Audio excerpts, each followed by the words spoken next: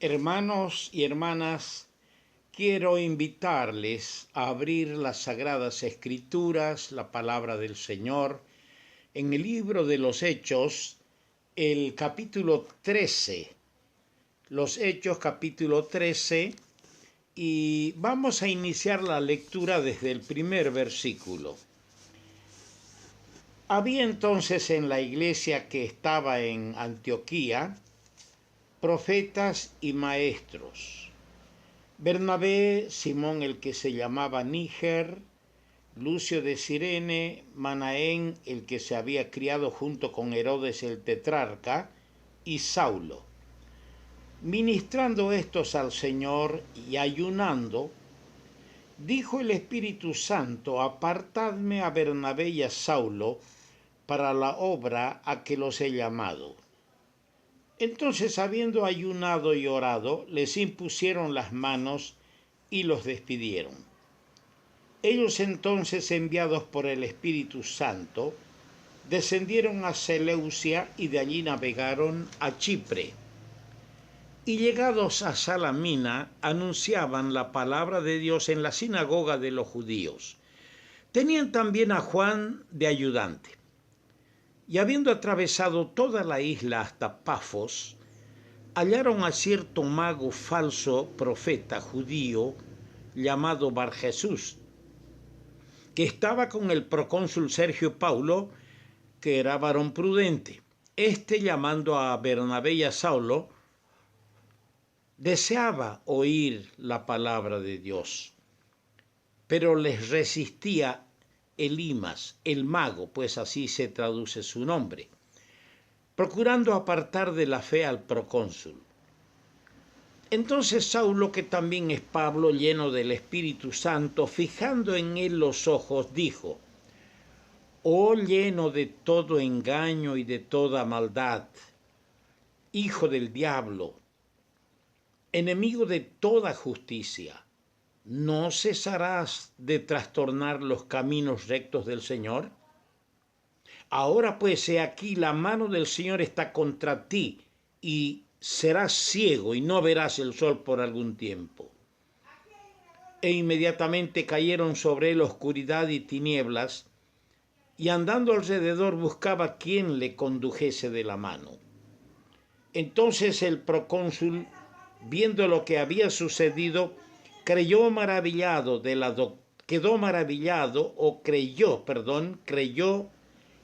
maravillado de la doctrina del Señor. Que Dios bendiga esta palabra que iniciamos hoy, porque vamos a encontrar enseñanzas preciosas aquí. Yo quisiera que iniciemos una consideración del primer viaje del gran siervo de Dios, el apóstol Pablo. Descubrimos en los primeros 3 versículos aquí que los obreros del Señor, los misioneros, no son el fruto de un seminario, de una universidad, y no son enviados a la obra por una sociedad misionera, sino por el Espíritu Santo. Eso lo vemos en el versículo 2 y en todos los 2 capítulos que vamos a analizar, el capítulo 13 y 14 de los Hechos. ¿Por qué hoy es distinto? Porque el hombre siempre tiene la tendencia de creer que puede hacer las cosas mejor que Dios. El hombre cree que tiene mejores métodos que Dios y queremos reemplazar los métodos de Dios por lo que nosotros creemos que es mejor. ¿Sabemos acaso más que el Señor? Las Escrituras han sido escritas para darnos la luz, el sentir, el pensamiento y la dirección que Dios tiene para nuestras vidas. Y si nosotros abandonamos las Escrituras, estamos abandonando lo que el corazón de Dios tiene y siente por nosotros. Qué sencillo.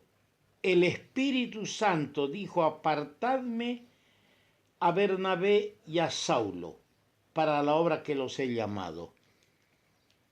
¿Quiénes hemos sentido de la misma manera el llamamiento divino? Estando nosotros en la asamblea, colaborando en la obra del Señor, y de repente en un momento dado el Espíritu Santo nos ha llamado, y lo digo, hermanos, con humildad. Hace 60 años que sentí ayudando a un hermano muy amado que me ayudó mucho en la vida espiritual, ayudándole en un viaje en el ferrocarril que se construía desde Yacuiba a Santa Cruz en Bolivia. Sentí una noche de esas, en un frío, durmiendo en una escuela sentado en un pupitre que nos prestaron para pasar la noche. Sentí el llamado del Señor. El primero a quien le avisé fue a este hermano. Y él me dijo, puede ser que el Señor te está llamando. Pero este llamado se hizo más insistente. Luego le comuniqué al obrero que teníamos allí, un buen hermano, un siervo del Señor, un australiano. Y él me dijo, Mario, oremos. Empezamos a orar con él. Y este llamamiento fue tomando vida y cuerpo con mayor insistencia. Y después de un tiempo me dijo, hablemos con los hermanos guías de la iglesia y hablemos con la iglesia toda. Y dicen, hermano Mario, el Señor lo está llamando a su servicio. Yo tenía para entonces 2 cargos, 2 trabajos, ganaba 2 sueldos en instituciones públicas del Estado. Pero usted no va a tener sueldo. Los obreros no son asalariados. Los obreros del Señor no son mercaderes del Evangelio. No va a pedir diezmo a nadie. El Señor será el que tiene que proveer y sostenerlo como a su obrero que Él está llamando.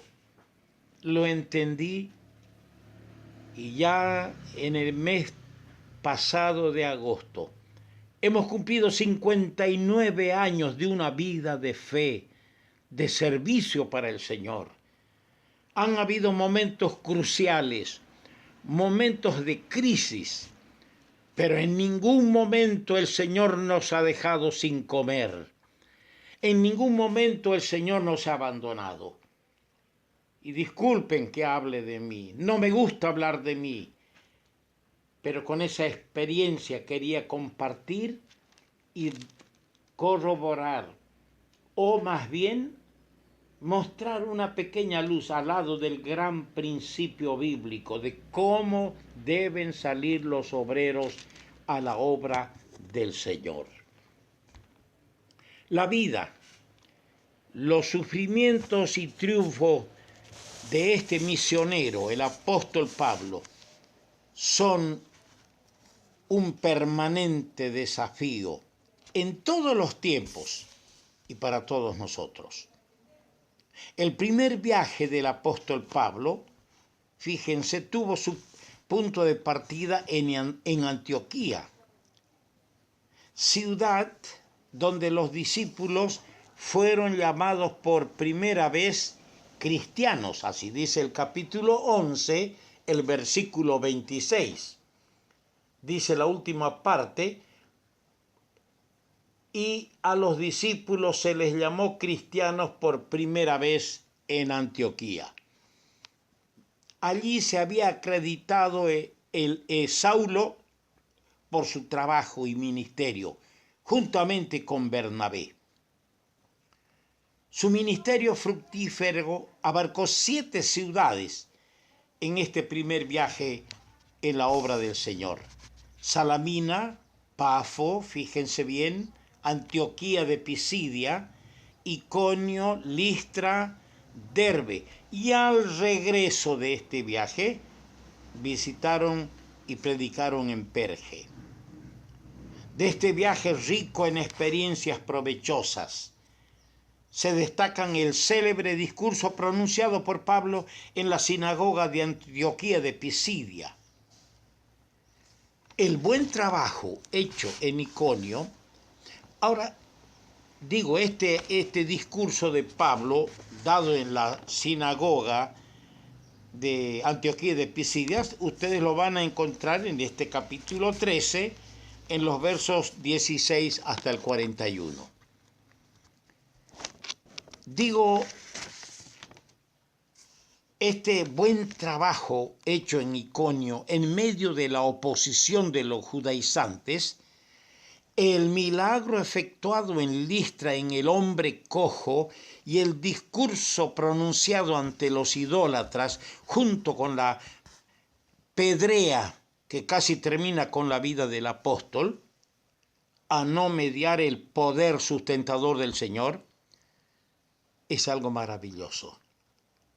Finalizado el viaje y reunida la iglesia, dos cosas resaltan de su informe a los hermanos que bajo la dirección del Espíritu le encomendaran la tarea. Qué bueno es leer cuán grandes cosas había hecho Dios con ellos.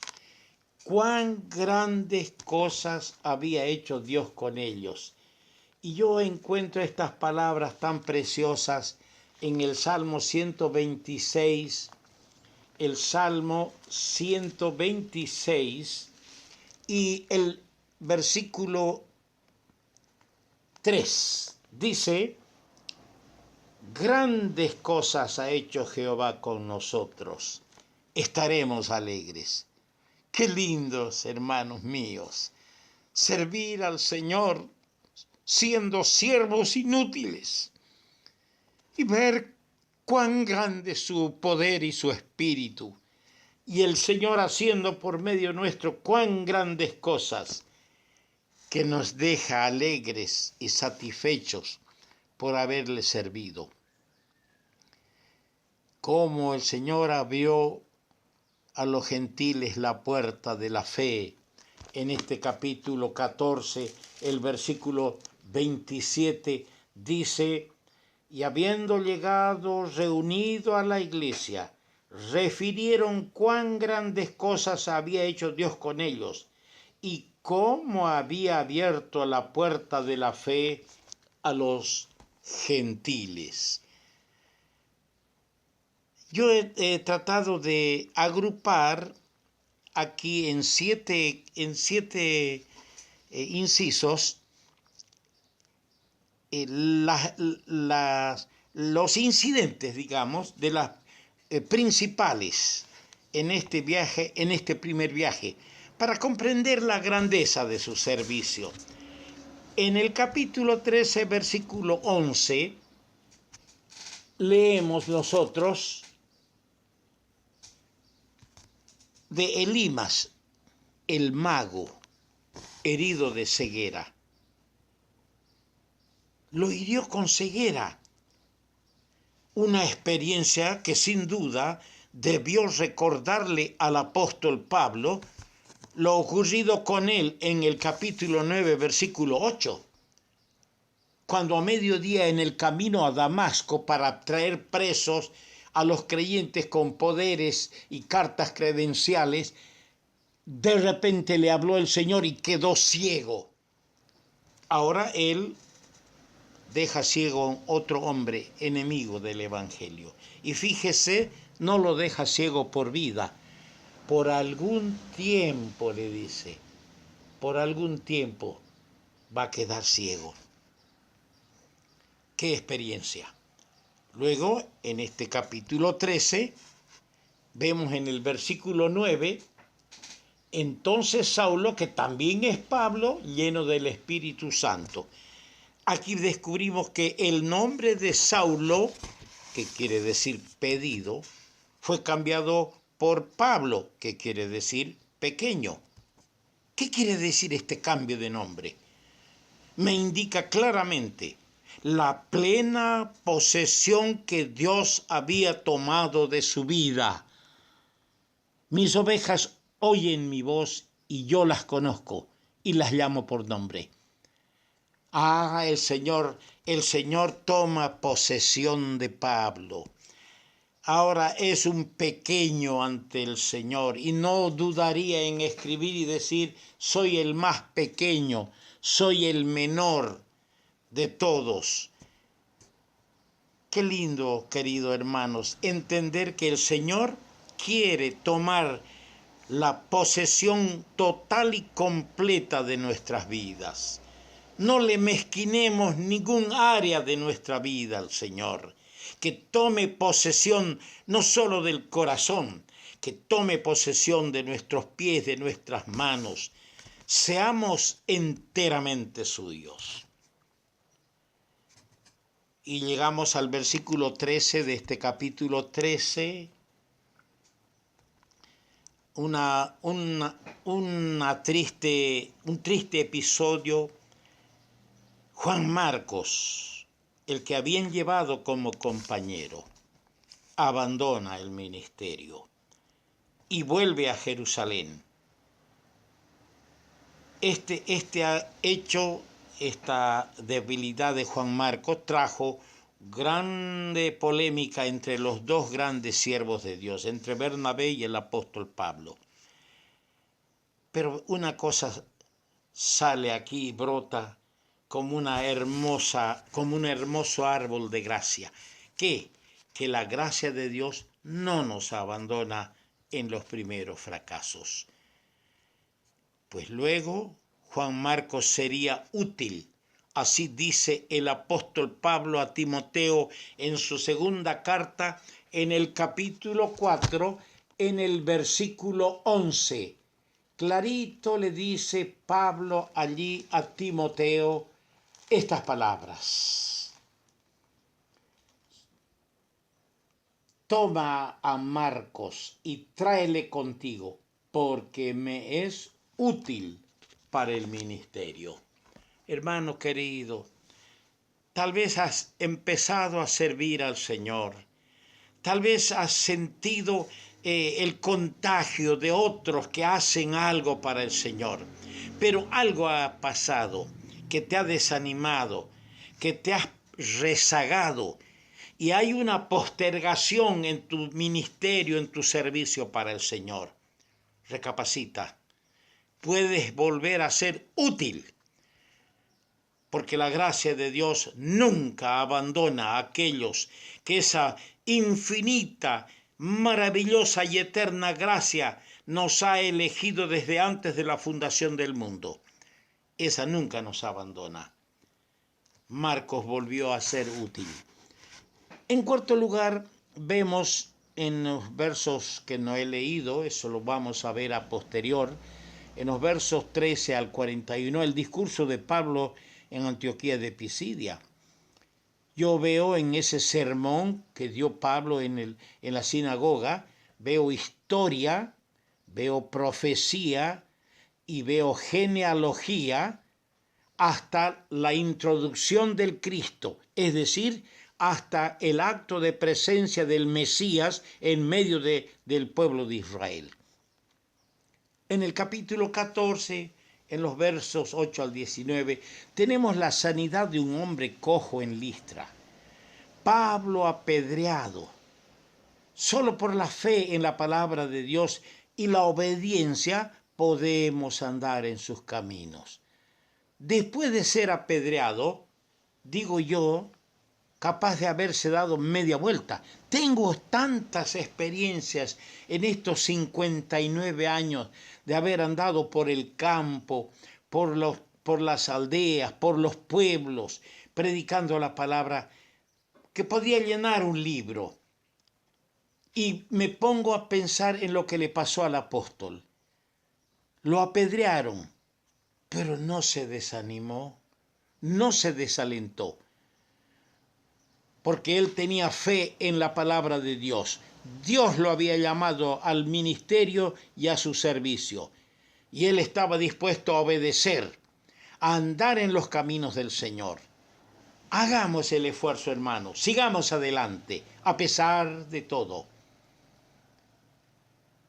Qué lindo es leer en el capítulo 14, en los versos 21 al 23, cómo se establecen las iglesias en Derbe, en Listra, en Iconio y Antioquía. Ahora yo observo el orden seguido por los apóstoles. Primero, predicación. Porque no puedes ministrarle enseñanza de cómo celebrar la cena a uno que ni siquiera ha oído el Evangelio. Entonces, primero es la predicación, luego viene el ministerio, el servicio de enseñanza de la doctrina, y luego la administración. En el capítulo 14, cuando vuelven a Jerusalén, hacen un informe a la iglesia. En ese informe, para mí, Dios recibe la gloria por sus maravillas y por el trabajo realizado. Esto debemos buscar los que predicamos, los que enseñamos, hermanos que han sido llamados, levantados como guías espirituales, hermanos que hemos sido llamados a tiempo completo a servir al Señor. De todo lo que hacemos, decimos, predicamos y vivimos, todo debe traer gloria al Señor. Nuestro trabajo debe tener esa motivación, traer honra y gloria a aquel que se ha dignado tomarnos como siervos en su viña. Vamos a continuar más adelante. Que el Señor nos bendiga a todos.